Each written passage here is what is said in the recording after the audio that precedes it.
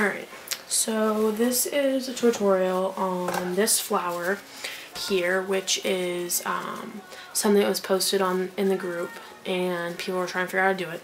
After many attempts, which I think all ended up in the garbage, I finally figured it out. This was my first one that I made as a full flower, so it's got some work to be done, but it's a start.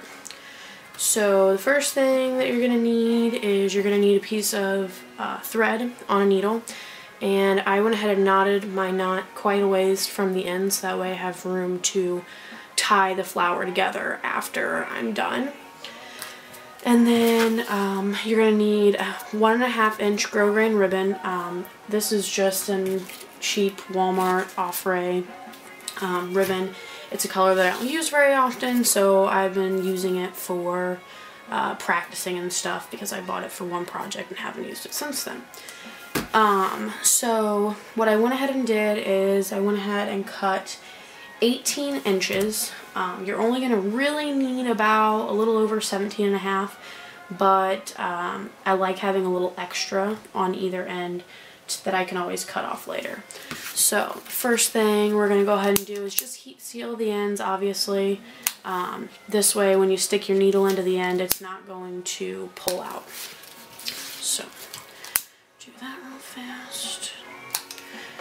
Okay, and then after that, I am kind of OCD about things trying to be as even as possible. So I found this online, and they just cut out a piece of cardboard that was 3.5 inches long, and they sat it down on top and they just marked spots, and then they showed me the stitches, and then they were done. So I like things to be a little more even, like I said, so I went ahead and I marked 3.5 inches on here, and then I took my ruler on top of the 3.5 inches and I marked 2 1/2-inch middle points, because that is going to be where I put my needles in at. So I went ahead and did that all the way down. So we got another 1, 2, 3.5, so the 14 mark. Okay, so then you're going to do this all the way down.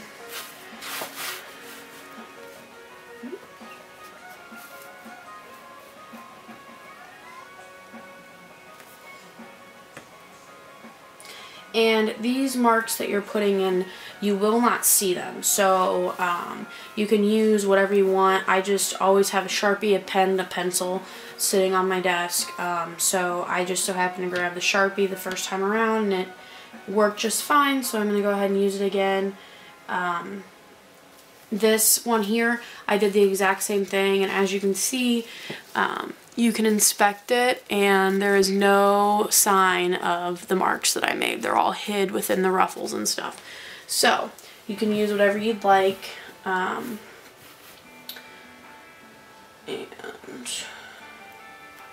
what I did is the 5-petal. I'm sure that you can do,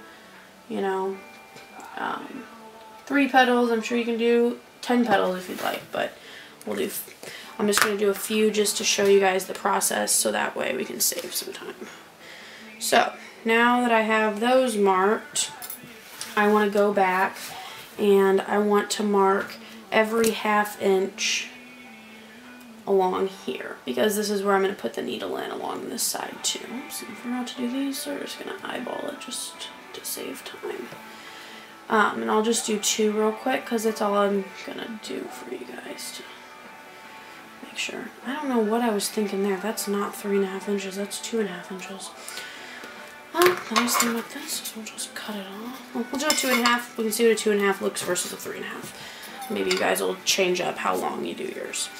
So, the first thing I'm going to do is I'm going to put the needle in, and then I'm just going to go ahead and gather like so. And then I always pull it through just so that my knot is secure, and when I pull from here on out that I don't have to worry about finding extra length somewhere. So, and like I'm doing, you just go ahead and gather it again. Like I said, I don't know what I was thinking. It's the talking and doing this at the same time. I think that's throwing me off here because I did a 2.5 and I did a 3.5. So what I'm going to do is I'm going to do the 2 petals, and then you guys can, you know, experiment from there. So now that I have it up this side along my lines and I have it across, I'm going to go ahead and flip it over because I ended on the back, and I'm going to go ahead and put it along these lines, and then I pull it through again. Okay, and then on the last one when I did it, I just went on the same side when I went to go back up. I went here. But on this one, I think I'm going to flip it over because I noticed that I had a little bit of a lip that I didn't like, and I think it was because I left this little piece here that was not scrunched in. So I'm going to go on the opposite side this time around, and we'll see. And then we're just going to go right back up the same side we just came down, and you'll pull it through again. Oh, okay. And then I'm gonna go over again. I'm gonna try that technique since I didn't do it on the very first one, but I'm gonna see if I can tell a difference between the two. So I'm going again every 1/2 inch, gathering, and like I said, I did the 2 different sizes by accident, but maybe it'll work out in the long run because everyone will get to see a difference in the 2. Oh, that could be why it's not pulling. Like I said, I did a really long piece so that I wouldn't have to gather much throughout the whole thing, but as I'm doing this more and more, I'm kind of regretting it because I've got so much thread to pull through, and it's knotting on me, as you can see, and it's not wanting to work with me. So I'm not sure that I would suggest doing such a long piece. I will not be doing a long piece next time around. Okay, and so again, we finished on this side, but we're going to go ahead and take it on top, and we're going to go back up. And then after this, we're just going to go ahead and gather, and I'll show you guys what the petals are looking like. So.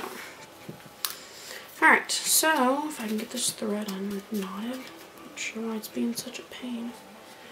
Oh, there we go. There we go. Okay, so now we have 2 sections.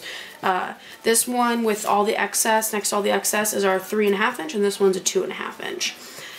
The first time I tried doing this, I'm having issues. I had the same concept in my mind when I saw that.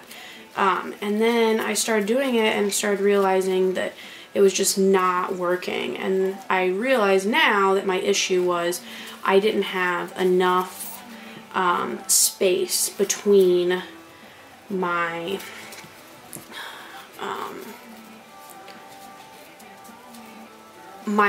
like, not enough width, I guess you should say. Like, I was trying to accomplish this with like an inch by inch, or 1.5 inch by 1.5 inch square, and it just was not working.